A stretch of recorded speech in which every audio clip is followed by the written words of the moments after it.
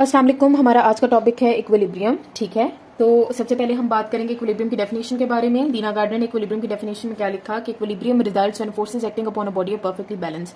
कोई भी बॉडी तब इक्विलिब्रियम में होगी जब उस पर एक्ट होने वाली तमाम फोर्सेज जो हैं वो परफेक्टली बैलेंस्ड होंगी। फोर्सेज परफेक्टली बैलेंस कब हो सकती हैं? जब तमाम फोर्सेज या तो एक दूसरे की डायरेक्शन को कैंसिल कर रही हो या फिर उनका मैग्नीट्यूड सेम हो। तो ठीक है, तो एज अ होल जो है बॉडी जो है वो स्टेबल होती है, क्योंकि जो हमारे पास सम आता है वो फोर्सेस नलीफाई हो जाती हैं। ठीक है, तो बॉडी जो है वो रेस्ट पर होती है। अच्छा, फिर आगे बात उसने की स्टेबल इक्विलिब्रियम की। ठीक है, इक्विलिब्रियम की टाइप्स है ना, stable equilibrium and unstable equilibrium. Stable equilibrium उसने क्या कहा कि इफ फोर्सेस स्टेबल इक्विलिब्रियम उसने क्या कहा कि if forces acting upon a body which is at rest tend to restore its original position after it has been displaced, it is in stable equilibrium. इसका क्या मतलब है? कोई भी बॉडी, ठीक है, जो पहले रेस्ट पर थी, हम इस शार्पनर की एग्जांपल ले लेते हैं, ये मैंने इधर रख दिया, ये इस वक्त रेस्ट पर है। ठीक है, कोई भी बॉडी जो पहले रेस्ट पर थी, अगर उस पर कोई फोर्स अप्लाई होती है, फॉर इंस्टेंस मैं अपनी उंगली से इसके ऊपर इस तरह फोर्स अप्लाई करती हूँ। ठीक है, ठीक है, तो फोर्स मैंने अप्लाई की।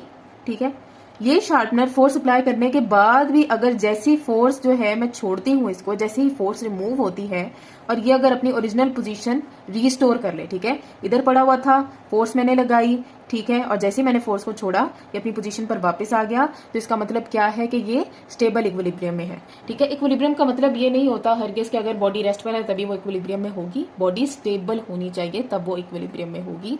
ठीक है, और स्टेबल इक्विलिब्रियम की डेफिनेशन ही ये है कि बात ये नहीं है कि अगर बॉडी स्टेबल इक्विलिब्रियम में है तो उस पर फोर्सेस बिल्कुल भी नहीं लग रही होंगी। ठीक है, फोर्सेस उस पर लग रही होंगी, लेकिन अगर उस फोर्स के रिमूव होने के बाद अगर फॉरन फोर्स रिमूव होती है और बॉडी अपनी ओरिजिनल पोजीशन रीस्टोर कर ले, ठीक है, तो वो स्टेबल इक्विलिब्रियम है। ठीक है, फिर अगली बात उसने दीना गार्डनर में ये की थी कि जितना जो सेंटर ऑफ ग्रेविटी है वो लोएस्ट होगा उतनी ही बॉडी स्टेबल होगी। ठीक है, ये देखिए, the condition of equilibrium is most stable when the centre of gravity is as low as possible. जितना सेंटर ऑफ ग्रेविटी नीचे की तरफ आएगा ना, बॉडी उतनी ही या कंडीशन उतनी ही स्टेबल होगी। ठीक है, उसके अलावा बात करते हैं बेस ऑफ सपोर्ट की। कल मैंने जो लेक्चर अपलोड किया था वो बेस पर किया था और देखने को बेस बहुत आसान टॉपिक लग रहा था, लेकिन बेस ऑफ सपोर्ट को समझे बगैर हम इक्विलिब्रियम की बात नहीं कर सकते। ठीक है, मैंने आपको कहा था कि बेस ऑफ सपोर्ट जितनी वाइड होगी बॉडी उतनी ज्यादा स्टेबल होगी। ठीक है, ये देखिए, बेस ऑफ ये हो गई हमारी बेस ऑफ सपोर्ट। मैंने एक एनाटॉमिकल डायग्राम बनाई है। ठीक है, अब ये हो गई बेस ऑफ सपोर्ट। अगर लाइन ऑफ ग्रेविटी, ठीक है, लाइन ऑफ ग्रेविटी पास करती है बेस ऑफ सपोर्ट के सेंटर से, बिल्कुल, ठीक है, अगर line of gravity base of support के सेंटर से पास करती है तो क्या होगा कि बॉडी स्टेबल होगी। ठीक है, तो बॉडी सबसे ज्यादा स्टेबल कब होती है, या बॉडी स्टेबल इक्विलिब्रियम में कब होगी? जब बॉडी का जो लाइन ऑफ ग्रेविटी है, बॉडी की जो लाइन ऑफ ग्रेविटी है वो बेस ऑफ सपोर्ट के सेंटर से पास करेगी। याद रखिएगा, line of gravity of the body जितनी टुवर्ड्स सेंटर होगी ना बॉडी, उतनी ही जो है वो स्टेबल होगी। अब सेंटर किस चीज का? बेस ऑफ सपोर्ट का। ठीक है, कि उसकी जो बेस ऑफ सपोर्ट है अगर उसके बिल्कुल सेंटर से पास कर रही है फिर तो बहुत ही अच्छा काम हो गया ना कि बॉडी सबसे ज्यादा स्टेबल है।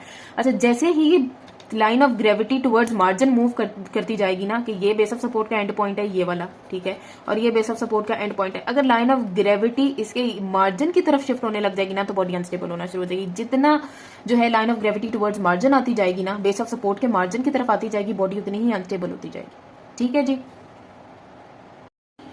हाँ जी। अब हम बात करते हैं अनस्टेबल इक्विलिब्रियम की। अब अनस्टेबल इक्विलिब्रियम क्या है? सबसे पहली बात तो ये है कि आपको लग रहा होगा कि अगर इक्विलिब्रियम की हम बात कर रहे हैं तो हम अनस्टेबल की बात क्यों कर रहे हैं। ठीक है, यही चीज अब देखते हैं आगे। अच्छा, सबसे पहले डेफिनेशन की बात करते हैं। तो if body is given an initial displacement and forces acting upon it increase this initial displacement however small the latter may be, ठीक है, body is an unstable equilibrium. ठीक है जी, अब इसका क्या मतलब है? इसका मतलब ये है कि एक बॉडी रेस्ट पर थी, ठीक है, इसका मतलब ये है कि एक बॉडी रेस्ट पर थी, ठीक है, उसको इनिशियल डिस्प्लेसमेंट दी, ठीक है, जैसे अब आपने उसको इनिशियल डिस्प्लेसमेंट दिया ना वो थोड़ी सी आगे बढ़ी है, लेकिन जब दोबारा फोर्स अप्लाई की गई है, ठीक है, वो जो इनिशियल डिस्प्लेसमेंट है चाहे वो थोड़ी सी ही फोर्स है, वो जो आपने इनिशियल डिस्प्लेसमेंट दी थी वो और बढ़ गई है। ठीक है, तो ये बॉडी किस में होगी? अनस्टेबल इक्विलिब्रियम में। ठीक है, एक बॉडी रेस्ट पर थी, दोबारा से रिपीट करती हूँ, एक बॉडी रेस्ट पर थी, ठीक है, उसको उस पर फोर्सेज ने एक्ट किया, उसको इनिशियल डिस्प्लेसमेंट दी, वो थोड़ा सा अपनी ओरिजिनल पोजीशन से हिली या आगे हुई, ठीक है, लेकिन फिर दोबारा से फोर्सेस ने एक्ट किया और उसकी जो इनिशियल डिस्प्लेसमेंट है वो बढ़ गई।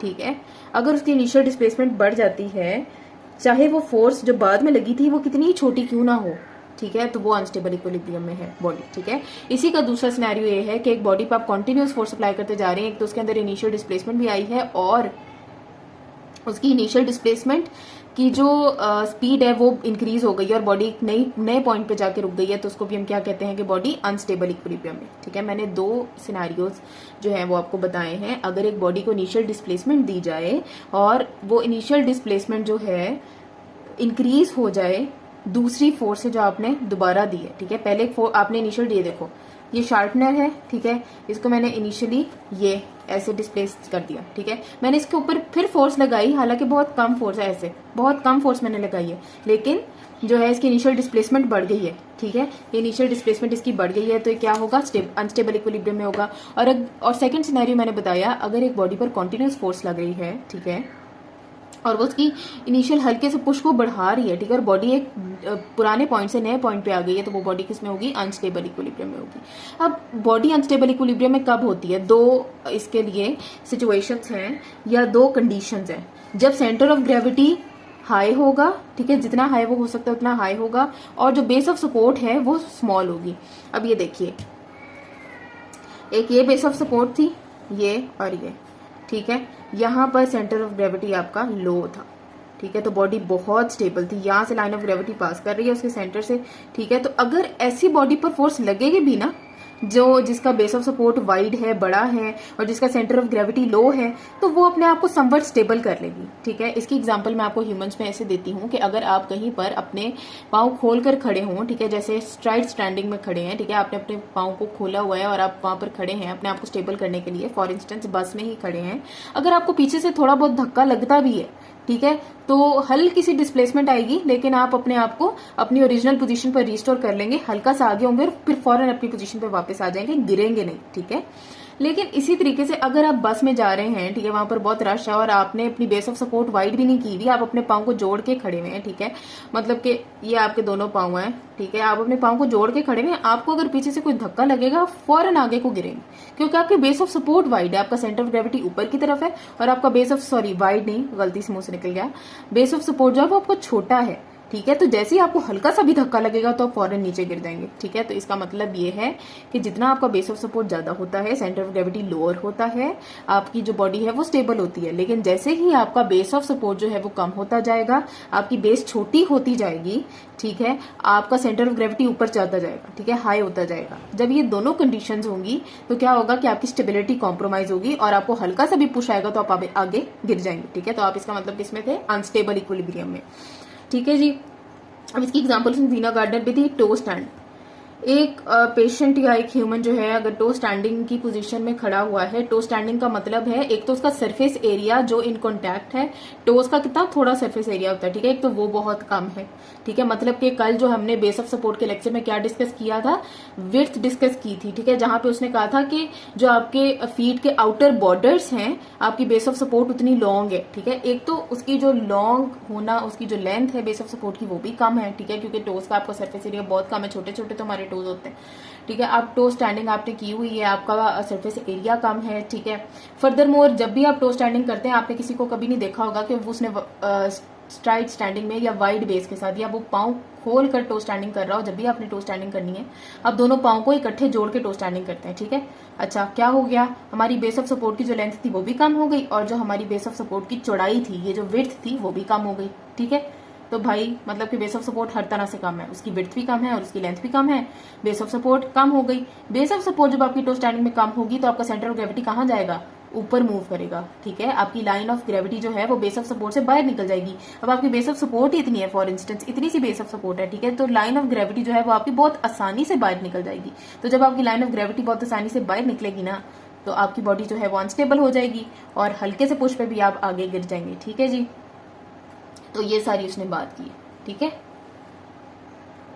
अब है आगे हमारा न्यूट्रल इक्विलिब्रियम। ठीक है, what is basically neutral equilibrium. तो दीना डेफिनेशन में लिखा हुआ है कि in spite of displacement of a body the height and position of its centre of gravity remain the same, it is in neutral equilibrium. इसका क्या मतलब हुआ, फॉर इंस्टेंस, ठीक है, फॉर एग्जाम्पल अगर हम किसी बॉडी को इनिशियल डिस्प्लेसमेंट दे भी दें, ठीक है, और वो अपनी ओरिजिनल पोजीशन से अपनी न्यू पोजीशन पर मूव कर जाए या करना शुरू हो जाए, ठीक है, उसके बावजूद भी अगर उसके मूव करने के बावजूद भी उसका सेंटर ऑफ ग्रेविटी, उसकी हाइट और उसकी पोजीशन सेम रहती है, ठीक है, उस बॉडी के सेंटर ऑफ ग्रेविटी की पोजीशन और उसकी हाइट अगर सेम रहती है उसकी इनिशियल डिस्प्लेसमेंट के बावजूद, उसके मूव करने के बावजूद, तो ऐसी बॉडी किस में है? न्यूट्रल इक्विलिब्रियम में, ठीक है। दीना गार्डनर में इसकी जो एग्जांपल दी गई है वो बॉल की है, ठीक है। बॉल मींस कि अगर आप बॉल के ऊपर एक इनिशियल फोर्स अप्लाई करते हैं, ठीक है, तो क्या होता है कि जैसे आपने बॉल को इनिशियल फोर्स अप्लाई की, बॉल जो है वो अपनी रेस्टिंग पोजीशन से अपनी न्यू पोजीशन की तरफ मूव करने लग जाती है, ठीक है। लेकिन क्योंकि बॉल स्फेरिकल है, वो जितना मर्जी मूव कर जाए, जितना मर्जी डिस्टेंस कवर कर ले, उसकी जो सेंटर ऑफ ग्रेविटी की हाइट है और उसकी जो पोजीशन है वो सेम रहेगी, ठीक है।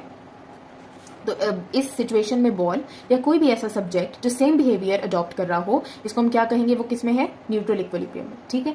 यहाँ पर और उसके बाद उसने 3 लाइनों में लिखा कि जो ह्यूमन बॉडी है ना वो सबसे ज्यादा स्टेबल है लाइन पोजीशन में, ठीक है। क्योंकि आप देखिए कि लाइन पोजीशन में ह्यूमन बॉडी की बेस ऑफ सपोर्ट क्या बना रही है? उसकी पूरी पोस्टीरियर सरफेस जो है लाइन पोजीशन में उसकी बेस ऑफ सपोर्ट बना रही है। तो in short base of support wide है, सबसे ज्यादा वाइड है, जिसकी वजह से क्या है कि बॉडी बहुत ज्यादा स्टेबल है, उसकी सेंटर ऑफ ग्रेविटी जो वो सेंटर से पास करेगी, ठीक है। तो जो हमारी ह्यूमन बॉडी है वो लाइन पोजीशन में सबसे ज्यादा स्टेबल है। तो उसने कहा कि जैसे जैसे जो बॉडी है वो स्टैंडिंग और सिटिंग पोजीशन अडॉप्ट करती है तो वो जो है लेस स्टेबल होती जाती है as compare to line position, ठीक है जी। यहाँ पे हमारा खत्म हुआ इक्विलिब्रियम का टॉपिक। उसके बाद अब नेक्स्ट टॉपिक इंशाल्लाह हमारा होगा जो दीना गार्डनर का अगला टॉपिक है, fixation and stabilization. I try कि मैं फिक्सेशन स्टेबलाइजेशन के बाद जो है वो मैकेनिक्स ऑफ मूवमेंट भी शुरू करवा दूं। अगर ना भी हो सका तो इंशाल्लाह हम अगली वीडियोस में देख लेंगे, ठीक है। टिल देन स्टे ट्यून्ड, और कोई भी क्वेश्चन हो तो you are free to ask in comment section. अल्लाह हाफिज।